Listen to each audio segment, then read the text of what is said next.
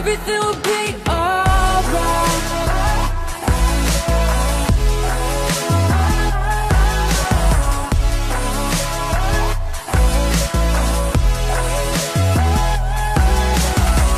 Behind the scenes and in the details, you plan the perfect way for me. Why would I dwell upon the roads and certainties when all I gotta do is look to you? Yeah, all I gotta do is look to you. Every little thing's gonna be alright. Every little thing's gonna be just fine.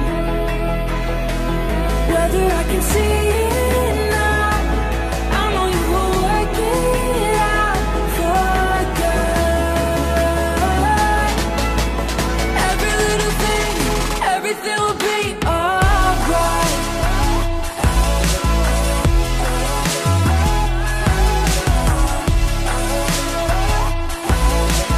Every little thing, every little thing.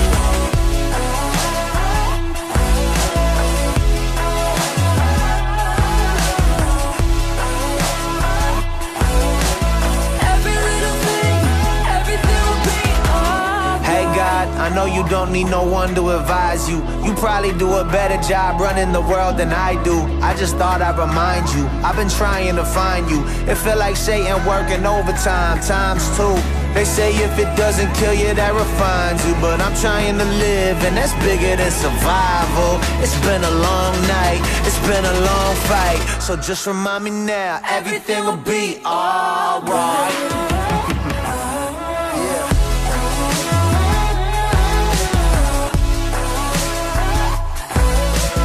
Every little thing, every little thing, every little thing, every little thing, every little thing, every little thing, everything will be alright.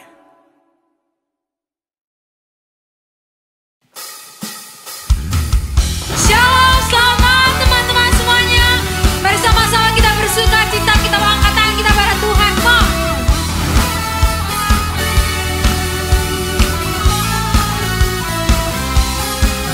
Jangan lelah bekerja di ladangnya Tuhan. Roh Kudus yang beri kekuatan, yang mengajar dan menopang. Tiada lelah bekerja bersamamu Tuhan, yang selalu mencukupkan atas segalanya. Ratakan tanah bergelombang, timbullah tanah yang berluang, menjadi siap dibangun di atas rasa iman. Ratakan tanah bergelombang, timbullah tanah yang berluang, menjadi siap dibangun di atas rasa iman.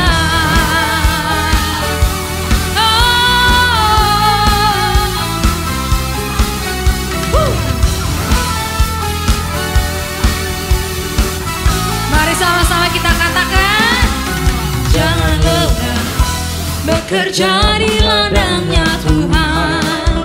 Roh Kudus yang beri kekuatan, yang mengajar dan menopang. Oh, oh, oh, oh. Bekerja bersamamu Tuhan, yang selalu mencukupkan segalanya. Boleh sambil gerakan. Ratakan tanah bergelombang, timbullah tanah yang berlubang, menjadi siap dibangun di atas dasar iman. Ratakan tanah bergelombang, timbullah tanah yang berlubang, menjadi siap dibangun di atas dasar iman.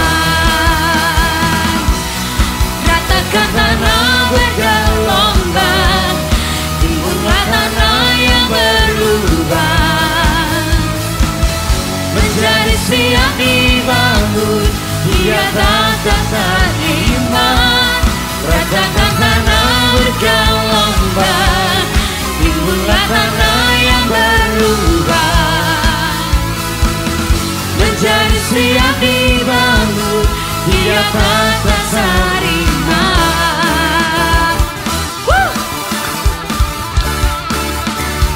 Mari sama-sama kita bertepuk tangan di atas kepala Tuhan.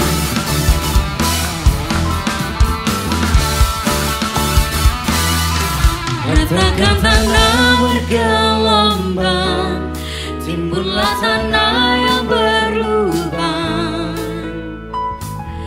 menjadi siap dibangun di atas dasar iman.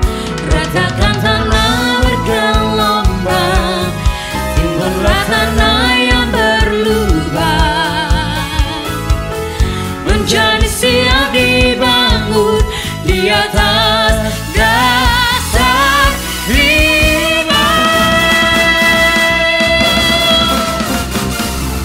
Ratakan tanah bergelombang, timbullah tanah yang berlubang, menjadi siap di atas dasar apa? Di atas dasar iman. Ratakan tanah bergelombang, timbullah tanah yang berlubang, menjadi siap dibangun di atas dasar iman. Menjadi siap dibangun, menjadi siap dibangun, menjadi siap dibangun, menjadi siap dibangun di atas dasar iman. Oh, oh, oh, oh.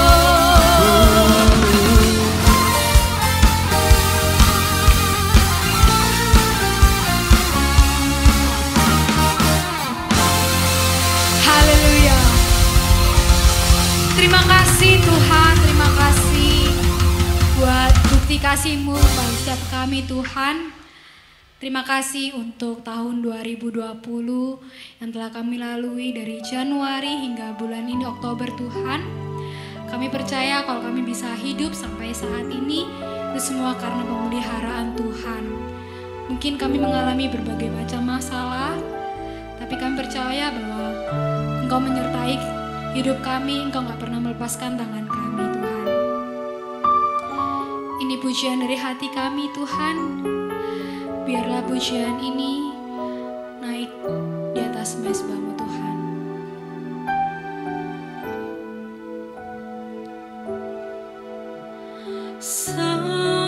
Semusim berlalu, namun Kau selalu peliharaku.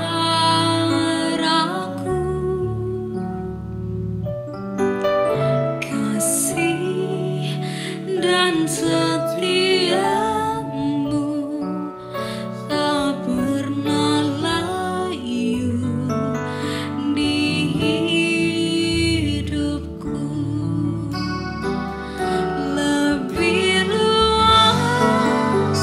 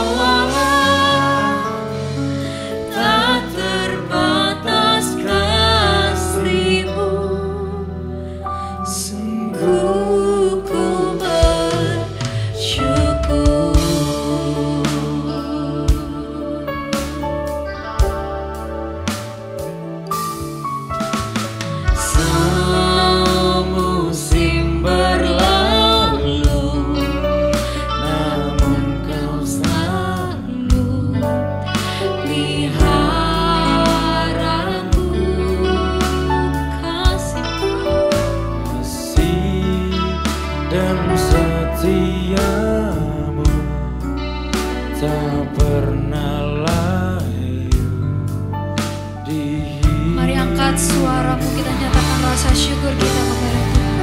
Lebih luas dari samudra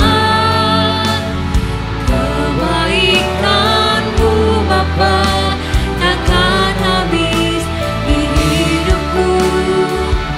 Lebih tinggi dari cakrawala, tak terbatas kasih-Mu. Sungguh ku lebih luas dari samudra kebaikan-Mu Bapa, takkan habis di hidupku. Lebih tinggi dari cakrawala, tak terbatas kasih-Mu. Sungguh ku bersyukur.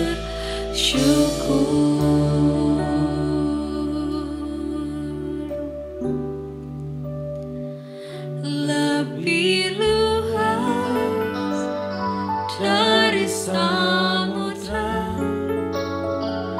kebaikan-Mu Bapa, takkan habis di hidupku. Lebih tinggi dari cakrawala, tak terbatas kasih-Mu. Sungguh ku bersyukur. Katakan dengan segenap hatimu. Lebih luas dari samudra. Begitu besar kasih-Mu buat setiap kami Tuhan. Kasih-Mu terbukti ketika kami menyangkal di atas kayu. Lebih tinggi dari cakrawala, tak terbatas kasih-Mu. Sungguh ku lebih luas dari samudra kebaikan-Mu Bapa, takkan habis di hidupku. Lebih tinggi dari cakrawala, tak terbatas kasih-Mu. Sungguh ku bersyukur.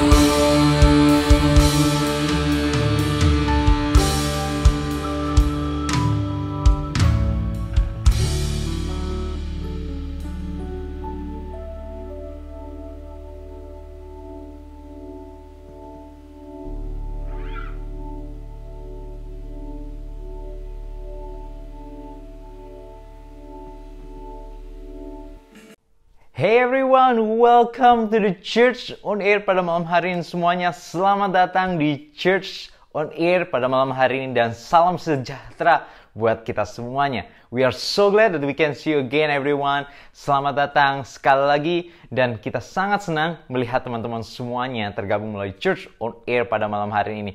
Wherever you are right now, we want to welcome you. Mungkin teman-teman ada di rumah, di jalan maybe, ataupun dimanapun kalian berada, di kamar kalian mungkin saat ini mengikuti ibadah secara online, ataupun bahkan teman-teman yang ada di kota-kota lain, di Jakarta, Surabaya, dan berbagai tempat sekaligus. Dan we want to welcome you. Dan bagi teman-teman yang juga baru pertama kali hadir dan tergabung melalui Church on Air pada malam hari ini, we want to always welcome you because this is a home for everyone and you are also a part of this family. Anda adalah juga bagian dari keluarga ini, teman-teman semuanya. Welcome and welcome again. By the way, siapa yang diberkati oleh sebuah seri dan sebuah tema yang belakangan kita pelajari?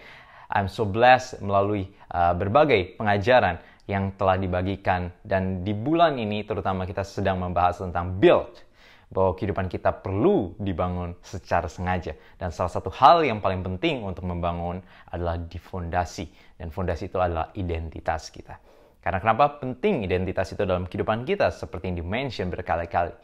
Tanpa kita mengetahui identitas kita, maka orang yang tidak mengetahui identitas akan kebingungan di dalam jalannya atau kehilangan tujuan dan arahnya. Tetapi kalau kita punya identitas yang benar, kita tahu siapa kita dan kita tahu apa calling kita dalam hidup ini, maka kita akan menjadi orang yang penuh dengan tujuan di dalam hidup ini. Dan we are so blessed melalui message yang disampaikan oleh Pak Agus Dermawan yang disampaikan pada minggu lalu, dan beliau mengajarkan kita tentang to be like Jesus. I think that's very important dan memberkati kita semuanya, that we set our focus, memfokuskan diri kita untuk melihat kepada Yesus dan menjadi Yesus our goal day to day. Dan malam hari ini semuanya kita akan mendengarkan sebuah message yang sangat luar biasa dari seorang yang sangat luar biasa pula, Pastor Johannes Fabo dari Banjar, yang akan memberkati kita semuanya dengan pengajaran yang sangat luar biasa malam hari ini. So, are you excited untuk mendengarkan firman Tuhan malam hari ini? Mari kita siapkan hati kita dan mari kita siapkan notes kita. By the way, sebelum itu semuanya ada sebuah pengumuman yang penting juga untuk kita mengerti bahwa setelah dari service ini berakhir, teman-teman bisa lihat link description yang ada di bawah, karena di situ ada link small group hangout, di mana kita semuanya tidak hanya berhenti melalui ibadah online secara YouTube ini, tetapi kita akan join ke dalam ruangan video bersama dan kita akan ngobrol di situ lebih lanjut and hang out together, chit chat and sharing bersama-sama dan saling menguatkan satu dengan yang lainnya. Dan teman-teman bisa join ruangan itu after the service ini, dan kita akan welcome teman-teman dan kemudian ngobrol dan sharing dan teman-teman semuanya. Dan mari kita berdoa sama-sama. Kita juga mau berdoa untuk setiap teman-teman yang sedang berada dalam pergumulan saat ini. Let's pray together. Dan mari kita arahkan kedua tangan kita ke depan layar kita. Tuhan Yesus, kami berdoa untuk semua yang terjadi dalam kehidupan kami. Kami juga berdoa untuk setiap teman-teman yang mungkin menghadapi kendala dalam kehidupannya saat ini, yang menghadapi permasalahan secara ekonomi, secara pekerjaan, secara kesehatan. Tuhan, Engkau lindungi keluarga setiap teman-teman kami, dan Engkau lindungi kami, teman-teman kami, kuatkan mereka yang sedang sakit. Tuhan, Engkau berikan jalan keluar untuk mereka yang sedang mengalami pergumulan dalam hal-hal ekonomi, keuangan, sebab Engkau Tuhan yang memberikan hikmat kepada kami semuanya, dan Engkau akan memberikan jalan-Mu Tuhan. Dan kami percaya Tuhan, message malam hari ini kami mau datang dengan hati yang siap, dan kami mau merendahkan hati kami, dan kami mau belajar akan kebenaran. Ajari kami Tuhan sekali lagi dalam hidup kami, dan biarlah kami mengerti dalam hidup ini, dan kami boleh bertumbuh. Kami percaya ini bukanlah secara kebetulan, tetapi datang dengan tujuan yang telah Engkau rencanakan dalam hidup kami. Berbicaralah Tuhan kepada kami, dalam nama Tuhan Yesus kami berdoa. Amin. Shalom teman-teman semua. Saya senang bisa kembali berjumpa dengan kalian semua, meskipun lewat cara yang baru, yaitu dengan cara virtual seperti ini. Saya percaya bahwa kita semua masih ada sampai hari ini. Ini semua karena kebaikan Tuhan, karena Tuhan yang memelihara kehidupan kita, Tuhan yang melindungi kita dari segala sakit, penyakit, dan mara bahaya. Itu sebabnya kita harus bersyukur buat kesempatan hidup yang Tuhan berikan. Nah, saat ini kita akan bersama-sama belajar tentang standar kebenaran kita, tentang identitas kita. Siapa diri kita yang sebenarnya setelah kita percaya kepada Kristus. Ada sebuah ungkapan berkata begini, if you know your identity, you will change your destiny and define your destination.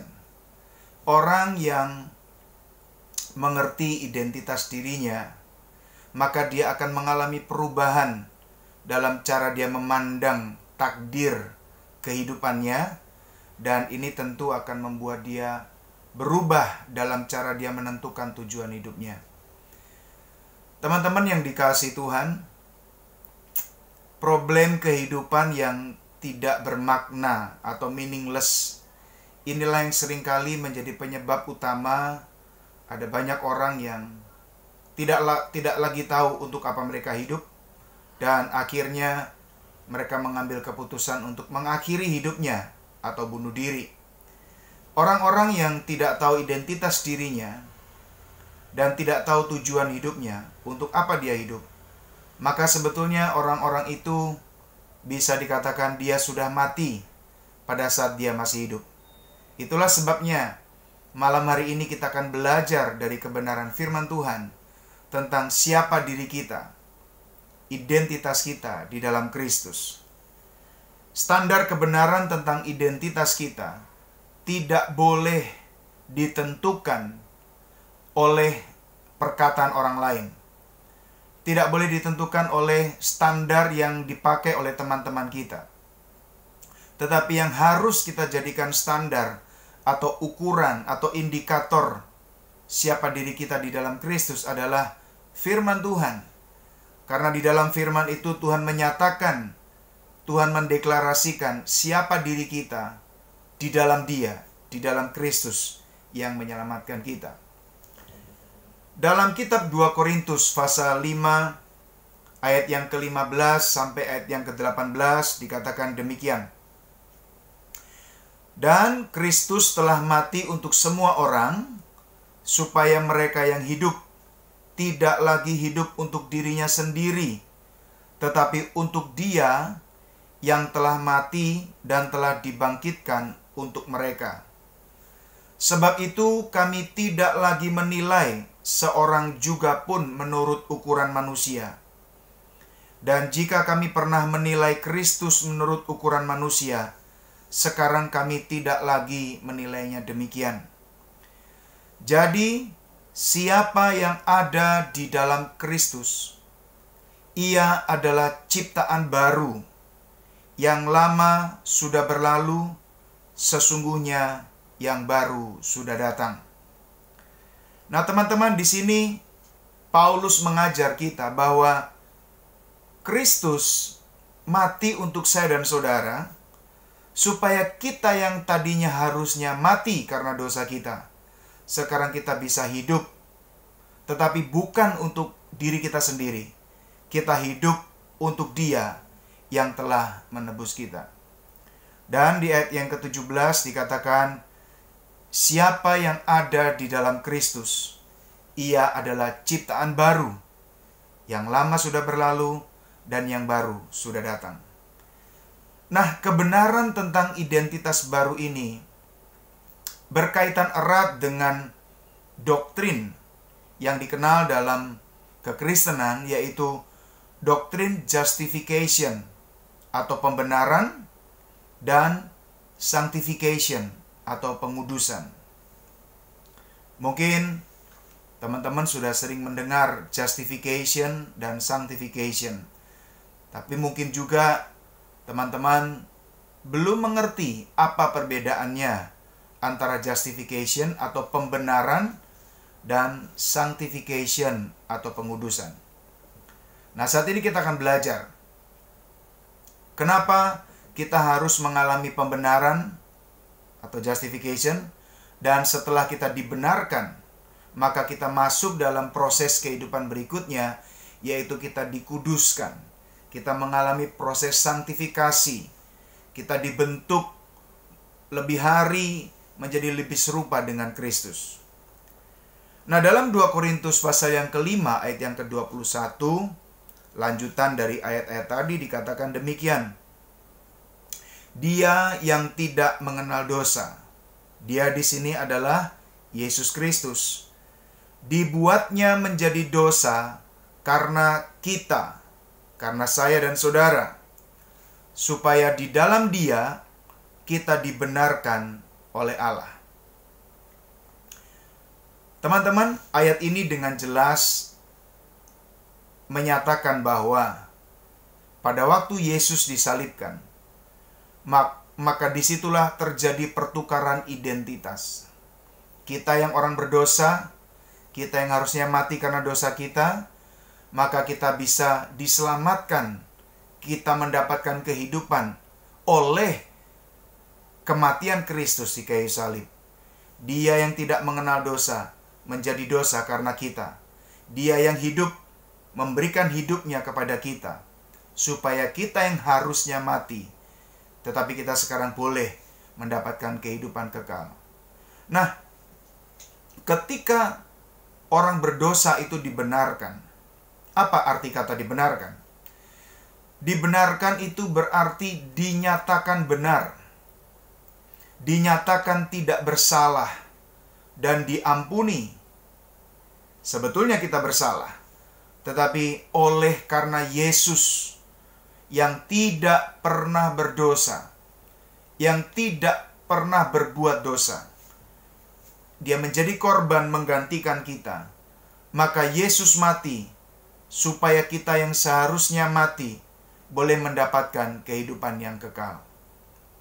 Kristus menanggung kesalahan kita dan memberikan kepada kita kebenarannya.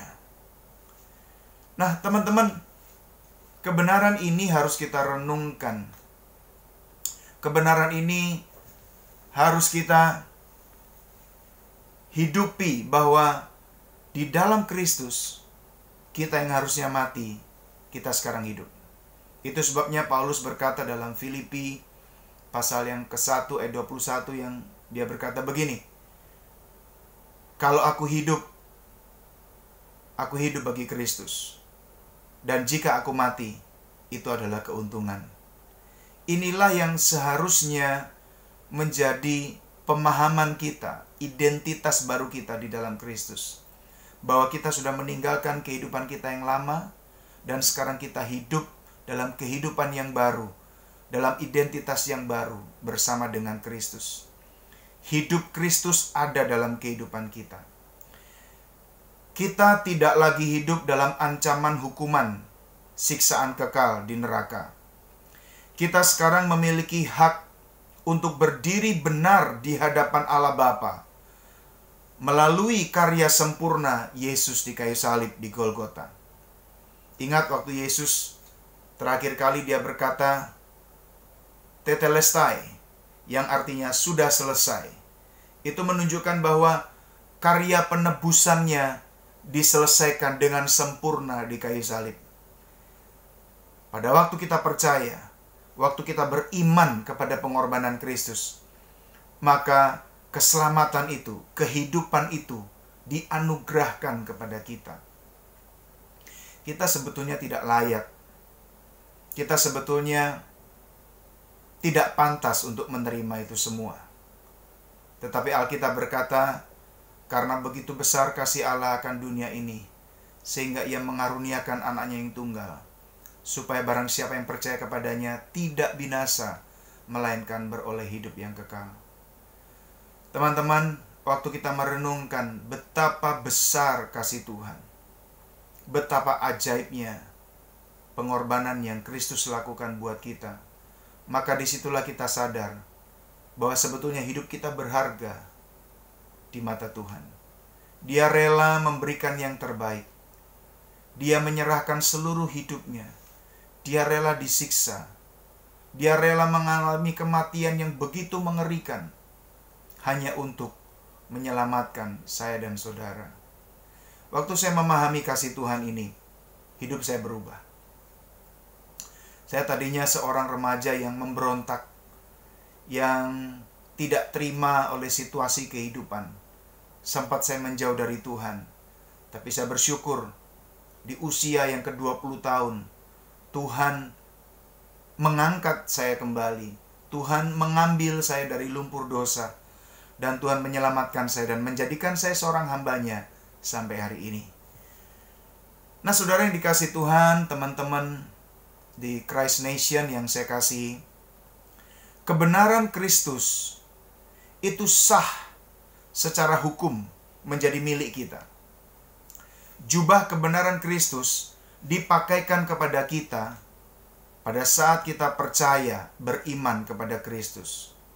Ingat, di Taman Eden pada waktu Adam dan Hawa kedapatan berbuat dosa dan mereka menyembunyikan diri karena mereka telanjang, maka mereka menyemat daun ara untuk menutupi ketelanjangan mereka.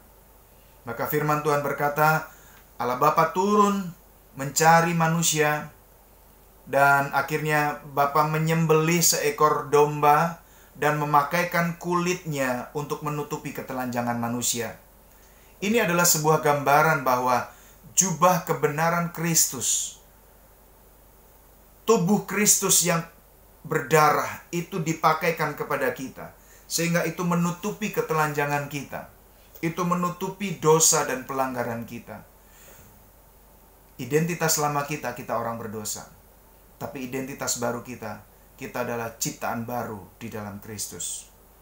Bapa melihat saya dan saudara, bukan lagi saya yang lama, tetapi saya yang baru, Yohanes yang baru, yang ada di dalam Kristus.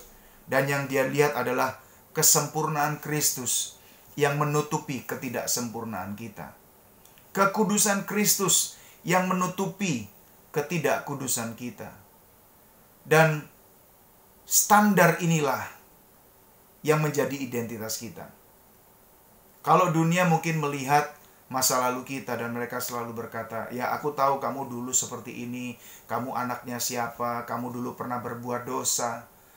Tetapi tahukah saudara bahwa kalau kita datang kepada Tuhan seperti anak yang hilang, menyadari kesalahannya, dan dia kembali kepada bapaknya, maka bapaknya akan menyambut anak yang hilang itu dengan tangan yang terbuka, dan bapa memulihkan semua hak-hak anak itu. Nah, seperti itulah Tuhan menerima saya dan saudara. Dia memberikan kepada kita identitas yang baru. Dia mengubah destiny kita, dan dia memberikan destination yang baru, tujuan hidup yang baru. Yang tadinya kita mungkin tidak tahu untuk apa kita hidup, tapi sekarang kita tahu kita hidup untuk Kristus. Dalam bidang apapun Tuhan memanggil saudara. Dalam pekerjaan apapun Tuhan memanggil saudara. Saudara dipanggil Tuhan untuk hidup memuliakan Tuhan di setiap langkah, di setiap perkataan, dan di setiap perbuatan yang kau lakukan. Dalam Kolose 3 ayat yang ketiga dikatakan demikian. Sebab kamu telah mati dan hidupmu tersembunyi bersama dengan Kristus di dalam Allah. Saya ulangi. Sebab kamu telah mati dan hidupmu tersembunyi di dalam Kristus. Saudara, apa artinya hidup tersembunyi? Artinya kita tidak lagi terlihat. Pada waktu Bapa memandang kita, maka yang dipandang adalah anaknya, Kristus, yang sudah menyerahkan hidupnya bagi kita. Coba bayangkan, kita mungkin selama ini menganggap diri kita kecil, menganggap diri kita rendah, menganggap diri kita tidak berharga hanya karena latar belakang kita, hanya karena keluarga kita, hanya karena pendidikan kita, dan kita merasa minder. Tapi coba sekarang bayangkan, Kristus ada di dalam hidupmu. Kristus yang berharga menjadi bagian di dalam hidupmu. Dan itu adalah sebuah perubahan identitas yang luar biasa. Terjadi pertukaran identitas. Orang berdosa, tetapi yang sekarang diampuni dan mendapatkan kehidupan yang kekal. Teman-teman, kebenaran bahwa kita ada di dalam Kristus itu adalah legal standing kita. Kalau dalam bahasa hukum dikenal namanya legal standing. Artinya begini, kita dengan sah, kita bisa berkata bahwa aku sekarang ada di dalam Kristus. Aku sekarang hidupku berubah karena Kristus yang mengubah hidupku. Ingat, kita diselamatkan bukan karena perbuatan baik kita. Tetapi setelah kita diselamatkan, kita harus menunjukkan buah-buah keselamatan itu. Yaitu dengan cara terjadi perubahan hidup, terjadi transformasi hidup. Nah, inilah yang disebut sebagai proses sanctification atau pengudusan. Nah, kalau justification itu terjadi di awal, pada waktu kita percaya kepada Kristus, maka proses pengudusan ini dimulai pada saat kita percaya kepada Kristus, maka kita akan diubahkan. Roh Kudus akan menolong kita untuk menjadi serupa di dalam karakter Kristus, di dalam sifat Kristus. Bagaimana kita merespon kehidupan ini. Bagaimana kita menanggapi pada waktu kita mungkin disalahpahami. Bagaimana kita merespon waktu kita diperlakukan dengan tidak adil. Apakah kita mau marah? Atau sama seperti Kristus, dia bisa mengampuni orang-orang yang menyiksa dia. Kristus mengampuni bahkan orang-orang yang berbuat sangat kejam terhadap dirinya di kayu salib. Dia berkata, Bapa, ampunilah mereka karena mereka tidak tahu apa yang mereka lakukan. Nah, contoh kehidupan inilah, standar yang Yesus berikan inilah yang harus menjadi role model buat kita, menjadi teladan buat kita. Setelah kita dinyatakan benar, kita dinyatakan tidak bersalah oleh pengorbanan Kristus, maka kita harus memiliki pola pikir yang baru, mindset yang baru. Kita harus memiliki pola bicara yang baru. Kita juga harus memiliki pola tindakan yang baru. Nah, proses transformasi inilah yang disebut proses pengudusan. Di sini dalam proses pengudusan, pribadi ketiga dari Allah, yaitu Roh Kudus, melakukan pekerjaannya, menolong kita untuk mampu hidup secara konsisten di dalam identitas baru kita. Identitas baru kita adalah kita ciptaan baru, kita orang benar di dalam Kristus. Ibarat begini, saudara. Kalau ada seseorang yang berbuat salah, lalu dia harus dihakimi, masuk dalam pengadilan, dan singkat cerita oleh hakim itu dia dinyatakan, engkau tidak bersalah, engkau diampuni. Maka statusnya berubah. Yang tadinya pelaku kejahatan, tetapi sekarang mendapatkan pengampunan oleh keputusan hakim.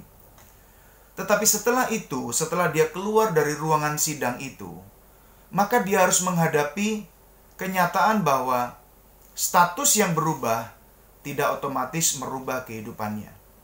Dia harus belajar menyesuaikan diri dengan status barunya, yaitu orang yang dibenarkan, orang yang dinyatakan tidak bersalah, sekalipun sebetulnya bersalah. Tapi oleh kasih karunia kita dibenarkan di dalam Kristus. Nah, dalam proses inilah, menyesuaikan dengan identitas ini, kita ditolong oleh Roh Kudus. Yohanes 14 ayat 16, 17 dan ayat 26 berkata seperti begini. Aku akan minta kepada Bapa, dan ia akan memberikan kepadamu seorang penolong yang lain, supaya ia menyertai kamu selama-lamanya, yaitu Roh kebenaran. Dunia tidak dapat menerima dia, sebab dunia tidak melihat dia dan tidak mengenal dia. Tetapi kamu mengenal dia, sebab ia menyertai kamu dan akan diam di dalam kamu. Tetapi penghibur, yaitu Roh Kudus yang akan diutus oleh Bapa dalam namaku, dialah yang akan mengajarkan segala sesuatu kepadamu dan akan mengingatkan kamu akan semua yang telah kukatakan kepadamu.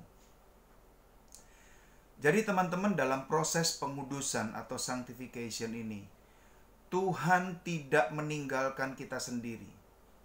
Kita tidak akan pernah mampu menjalani proses pengudusan itu dengan kekuatan kita sendiri. Kalau engkau mengandalkan kekuatanmu untuk hidup kudus, engkau mengandalkan kemampuanmu untuk melakukan semua tuntutan-tuntutan aturan agama supaya engkau dianggap kudus, maka percayalah kita akan gagal. Tidak ada seorang pun yang mampu kalau tidak ada pertolongan dari Roh Kudus. Di sini kita melihat bahwa Allah Tritunggal, Bapa, Putra yaitu Yesus, dan Roh Kudus itu bekerja bersama. Bapa melihat kehidupan kita di dalam Kristus dan kita dinyatakan benar. Tapi Bapa juga tahu bahwa kita masih hidup di dunia yang sudah jatuh dalam dosa. Kita memerlukan bantuan, kita memerlukan pertolongan Roh Kudus yang akan diam di dalam kehidupan kita, dan dikatakan dia akan membantu kita. Dia akan menolong kita untuk bisa melakukan apa yang menjadi kehendak Tuhan. Roh Kudus akan diutus dan Dia akan mengajarkan kepada kita segala sesuatu yang pernah kita tahu tentang firman Tuhan, dan Roh Kudus akan mengingatkan semua yang telah Yesus ajarkan kepada kita.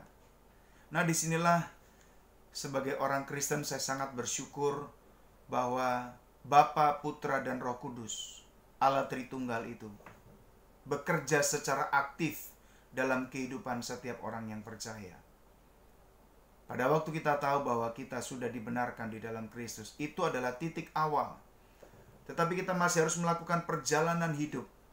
Dan dalam perjalanan hidup inilah kita tidak bisa hidup tanpa pertolongan Roh Kudus. Itu sebabnya teman-teman yang masih muda, yang masih remaja, saya juga masih muda, meskipun tidak terlalu muda, saya mengalami perjalanan hidup yang sungguh-sungguh mengalami bagaimana Tuhan Allah Roh Kudus itu menyertai kehidupan saya. Saya bukan orang yang sempurna. Saya pernah gagal.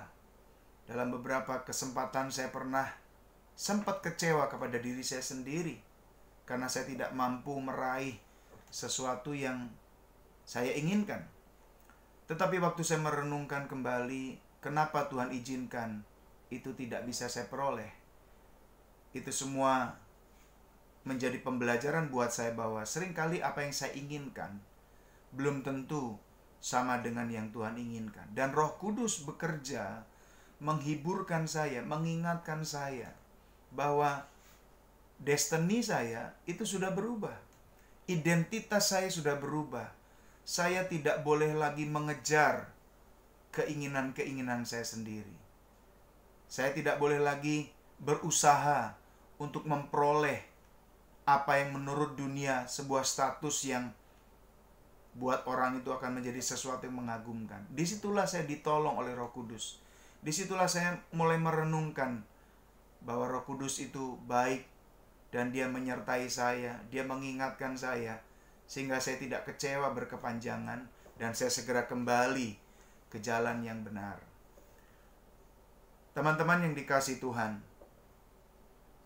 pembenaran di dalam Kristus dan pengudusan yang dilakukan oleh karya Roh Kudus, inilah dua hal yang akan membuat kita bisa berjalan di tengah-tengah dunia yang gelap, di tengah dunia yang jahat ini, dengan satu kehidupan yang tetap sesuai dengan standar kebenaran, yaitu firman Tuhan.